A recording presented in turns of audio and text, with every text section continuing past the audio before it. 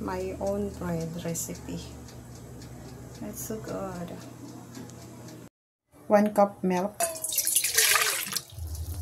Then yeast. 1/2 sugar. Then mix lang natin to. Mix well. I want to make active the yeast. Because the yeast is active yeast. So I want to mix it in 5 minutes. We can set aside this one. 1 egg. 4 na kutsara or 4 tablespoon or 1/4 cup. Room temperature yung butter. 2 cups. 3 cups. Mix before use sa mixing. Para ba hindi siya magtalsikan. Kaya gagamitan na muna natin ng mga ganito. Para hindi tayo paliguan ng ating mixing dough. Salt. Muntik na makalimutan. 1 dakot lang.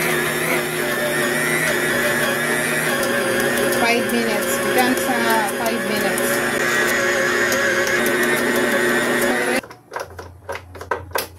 Cut ko na lang ngayon. Gawa mo ba yan? Then rest 1 hour. Then cover.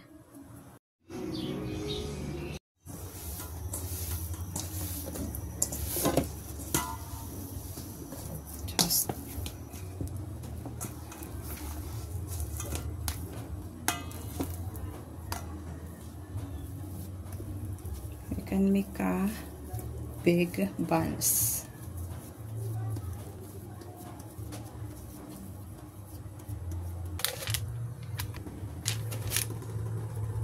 Egg, then milk, and mix. And put this one,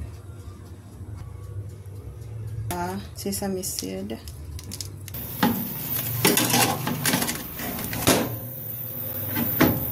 So, binag 5 minutes, bali 20 minutes lang yung kanyang pagluluto.